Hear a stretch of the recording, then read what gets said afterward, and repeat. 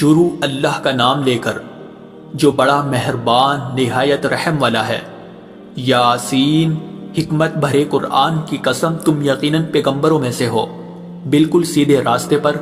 یہ قرآن اس ذات کی طرف سے اتارا جا رہا ہے جس کا اقتدار بھی کامل ہے، جس کی رحمت بھی کامل، تاکہ تم ان لوگوں کو خبردار کرو جن کے باپ داداؤں کو پہلے خبردار نہیں کیا گیا تھا، اس لیے وہ غفلت میں پڑے ہوئے ہیں۔ حقیقت یہ ہے کہ ان میں سے اکثر لوگوں کے بارے میں بات پوری ہو چکی ہے، اس لیے وہ ایمان نہیں لاتے۔ ہم نے ان کے گلوں میں توق ڈال رکھے ہیں جو ٹھوڑیوں تک پہنچے ہوئے ہیں، اور اس وجہ سے ان کے سر اوپر کو اٹھے گئے ہیں، اور ہم نے ایک آڑ ان کے آگے کھڑی کر دی ہے اور ایک آڑ ان کے پیچھے کھڑی کر دی ہے، اور اس طرح انہیں ہر طرف سے ڈھانک لیا ہے، جس کے نتیجے میں انہیں کچھ سجائی نہیں دیتا۔ اور ان کے لیے دونوں باتیں برابر ہے، چاہے تم انہیں خبردار کرو یا خبردار نہ کرو، وہ ایمان نہیں لائے گے۔ تم تو صرف ایسے شخص کو خبردار کر سکتے ہو جو نصیحت پر چلے اور خدا رحمان کو دیکھے بغیر اس سے ڈرے، چنانچہ ایسے شخص کو تم مغفرت اور باعزت اجر کی خوشخبری سنا دو۔ یقیناً ہم ہی مردوں کو زندہ کریں گے، اور جو کچھ عمل انہوں نے آگے بھیجے ہیں ہم ان کو بھی لکھتے جاتے ہیں، اور ان کے کاموں کی جو اثرات ہیں ان کو بھی، اور ہم نے ایک واضح کتاب میں ہر چیز کا احاطہ کر رکھا ہے۔ اور اے پیغمبر، تم ان کے سامنے ایک بستی والوں کی مثال پیش کرو جب ان کے پاس رسول آئے تھے۔ جب ہم نے ان کے پاس شروع میں 2 رسول بھیجے تو انہوں نے دونوں کو جھٹلا دیا، پھر ہم نے ایک تیسرے کے ذریعے ان کی تائید کی، اور ان سب نے کہا کہ یقین جانو ہمیں تمہارے پاس رسول بنا کر بھیجا گیا ہے۔ انہوں نے کہا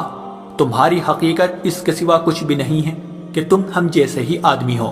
اور خدا رحمان نے کوئی چیز نازل نہیں کی ہے، اور تم سراسر جھوٹ بول رہے ہو۔ ان رسولوں نے کہا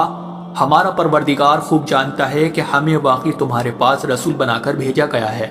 اور ہماری ذمہ داری اس سے زیادہ نہیں ہے کہ صاف صاف پیغام پہنچا دے۔ بستی والوں نے کہا ہم نے تو تمہارے اندر نحوست محسوس کی ہے، یقین جانو اگر تم باز نہ آئے تو ہم تم پر پتھر برسائیں گے اور ہمارے ہاتھوں تمہیں بڑی دردناک سزا ملے گی۔ رسولوں نے کہا تمہاری نحوست خود تمہارے ساتھ لگی ہوئی ہے، کیا یہ باتیں اس لیے کر رہے ہو کہ تمہیں نصیحت کے بات پہنچائی گئی ہے؟ اصل بات یہ ہے کہ تم خود حد سے گزرے ہوئے لوگ ہو۔ اور شہر کے پلے علاقے سے ایک شخص دوڑتا ہوا آیا، اس نے کہا اے میری قوم کے لوگوں، ان رسولوں کا کہنا مان لو، ان لوگوں کا کہنا مان لو جو تم سے کوئی اجرت نہیں مانگ رہے اور وہ صحیح راستے پر ہے، اور بھلا میں اس ذات کی عبادت کیوں نہ کروں جس نے مجھے پیدا کیا ہے، اور اسی کی طرف تم سب کو واپس بھیجا جائے گا۔ بھلا کیا اسے چھوڑ کر میں ایسوں کو معبود مانوں کہ اگر خدا رحمان مجھے کوئی نقصان پہنچانے کا ارادہ کر لے تو ان کی سفارش میرے کسی کام نہ آئے اور نہ وہ مجھے چھڑا سکے؟ اگر میں ایسا کروں گا تو یقیناً میں کھلی گمراہی میں مبتلا ہو جاؤں گا۔ میں تو اپنے پروردگار پر ایمان لا چکا، اب تم بھی میری بات سن لو۔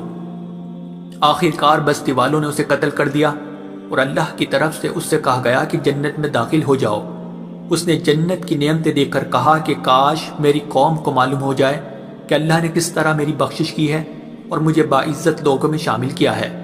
اور اس شخص کے بعد ہم نے اس کی قوم پر آسمان سے کوئی لشکر نہیں اتارا، اور نہ ہمیں اتارنے کی ضرورت تھی، وہ تو بس ایک ہی چنگھاڑ تھی جس سے وہ ایک دم بجھ کر رہ گئے۔ افسوس ہے ایسے بندوں کے حال پر، ان کے پاس کوئی رسول ایسا نہیں آیا جس کا وہ مذاق نہ اڑاتے رہے ہو۔ کیا انہوں نے نہیں دیکھا کہ ان سے پہلے ہم نے کتنی قوموں کو اس طرح ہلاک کر چکے ہیں کہ وہ ان کے پاس لوٹ کر نہیں آتے؟ اور یہ جتنے لوگ ہیں ان سبھی کو اکٹھا کر کے ہمارے سامنے حاضر کیا جائے گا، اور ان کے لیے ایک نشانی وہ زمین ہے جو مردہ پڑی ہوئی تھی، ہم نے اسے زندگی عطا کی، اور اس نے غلہ نکالا جس کی خوراک یہ کھاتے ہیں، اور ہم نے اس زمین میں کھجوروں اور انگوروں کے باغ پیدا کیے، اور ایسا انتظام کیا کہ اس میں سے پانی کے چشمے پھوٹ نکلے تاکہ یہ اس کی پیداوار میں سے کھائے، حالانکہ اس کو ان کے ہاتھوں نے نہیں بنایا تھا۔ کیا پھر بھی یہ شکر نہیں کریں گے؟ پاک ہے وہ ذات جس نے ہر چیز کے جوڑے جوڑے پیدا کیے ہیں، اس پیداوار کے بھی جو زمین اگاتی ہے، اور خود ان انسانوں کے بھی اور ان چیزوں کے بھی جنہیں یہ لوگ ابھی جانتے تک نہیں ہیں۔ اور ان کے لیے ایک اور نشانی رات ہے، ہم اس پر سے دن کا چھلکا اتار لیتے ہیں تو وہ یکایک اندھیرے میں رہ جاتے ہیں، اور سورج اپنے ٹھکانے کی طرف چلا جا رہا ہے۔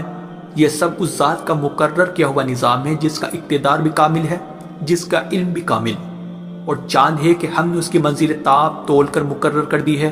یہاں تک کہ وہ جب ان منزلوں کے دورے سے لوٹ کر آتا ہے تو کھجور کی پرانی ٹہنی کی طرح پتلا ہو کر رہ جاتا ہے۔ نہ تو سورج کی مجال ہے کہ وہ چاند کو جا پکڑے، اور نہ رات دن سے آگے نکل سکتی ہے، اور یہ سب اپنے اپنے مدار۔ اور ان کے لیے ایک اور نشان یہ ہے کہ ہم نے ان کی اولاد کو بھری ہوئی کشتی میں سوار کیا، اور ہم نے ان کے لیے اسی جیسی اور چیزیں بھی پیدا کی جن پر یہ سواری کرتے ہیں،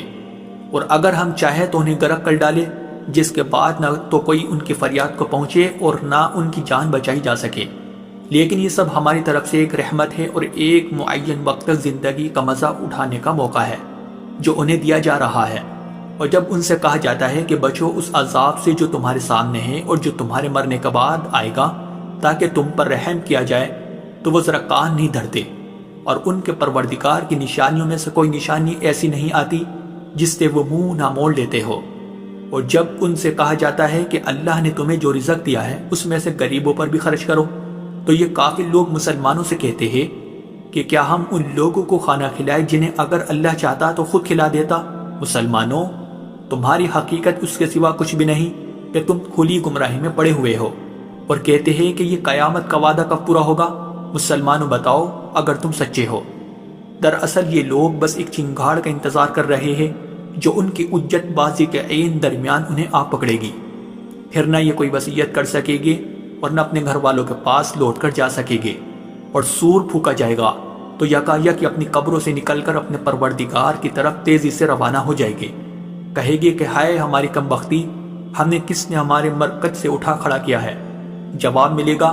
کہ یہ وہی چیز ہے جس کا خدا رحمان نے وعدہ کیا تھا اور پیغمبروں نے سچی بات کہی تھی، اور کچھ نہیں، بس ایک زور کی آواز ہوگی جس کے بعد یہ سب کے سب ہمارے سامنے حاضر کر دیے جائیں گے۔ چنانچہ اس دن کسی شخص پر کوئی ظلم نہیں ہوگا اور تمہیں کسی اور چیز کا نہیں، بلکہ انہی کاموں کا بدلہ ملے گا جو تم کیا کرتے تھے۔ جنت والے لوگ اس دن یقیناً اپنے مشغلے میں مگن ہوگے، اور وہ ان کی بیویاں گھنے سایوں میں آرام دانشتوں پر ایک لگائے ہوئے ہوگے۔ وہاں ان کے لیے میوے ہوگے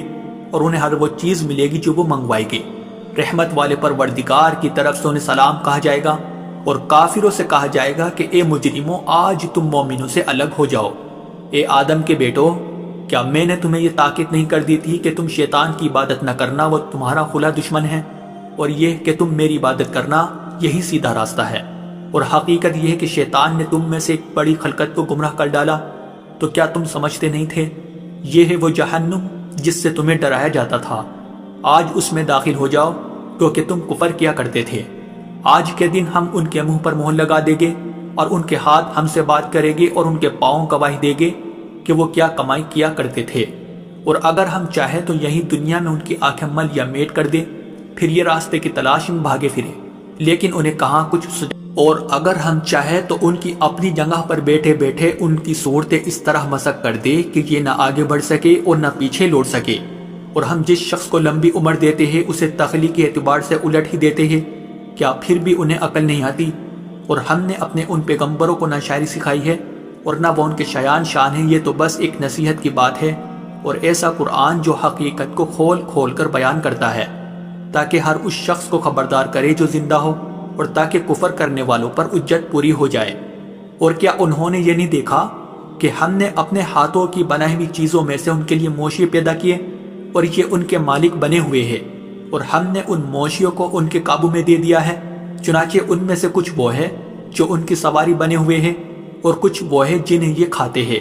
نیز ان کو ان مویشیوں سے اور بھی فائدہ حاصل ہوتے ہیں اور پینے کی چیزیں ملتی ہے، کیا پھر بھی یہ شکر نہیں بجا لائے گے؟ اور انہوں نے اللہ کو چھوڑ کر اس امید پر دوسرے خدا بنا رکھے ہیں کہ انہیں ان سے مدد ملے، حالانکہ ان میں یہ طاقت ہی نہیں ہے کہ ان کی مدد کر سکے، بلکہ وہ ان کے لیے ایک ایسا مخالف لشکر بنے گے جسے قیامت میں ان کے سامنے حاضر کر لیا جائے گا۔ غرض اے پیغمبر، ان کی باتیں تمہیں رنجیدہ نہ کریں، یقین جانو ہمیں سب معلوم ہے کہ یہ کیا کچھ چھپاتے اور کیا کچھ ظاہر کرتے ہیں۔ اور کیا انسان نے یہ نہیں دیکھا کہ ہم نے اسے نطفے سے پیدا کیا تھا، پھر اچانک وہ کھلم کھلا جھگڑا کرنے والا بن گیا؟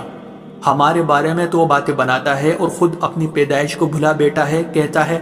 کہ ان ہڈیوں کو کون زندگی دے گا جبکہ وہ گل چکی ہوگی؟ کہہ دو کہ ان کو وہی زندگی دے گا جس نے انہیں پہلی بار پیدا کیا تھا، اور وہ پیدا کرنے کا ہر کام جانتا ہے۔ وہی ہے جس نے تمہارے لیے سرسبز درخت سے آگ پیدا کر دی ہے، پھر تم ذرا سی دیر مجھ سے سلگانے کا کام لیتے ہو۔ بھلا جس ذات نے آسمانوں اور زمین کو پیدا کیا ہے، کیا وہ اس بات پر قادر نہیں ہے کہ ان جیسوں کو دوبارہ پیدا کر سکے؟ کیوں نہیں، جبکہ وہ سب کچھ پیدا کرنے کی پوری مہرت رکھتا ہے۔ اس کا معاملہ تو یہ ہے کہ جب وہ کسی چیز کا ارادہ کر لے تو صرف اتنا کہتا ہے کہ ہو جا، بس وہ ہو جاتی ہے۔ غرض پاک ہے وہ ذات جس کے ہاتھ میں ہر چیز کی حکومت ہے، اور اسی کی طرف تم سب کو آخر کار لے جایا جائے۔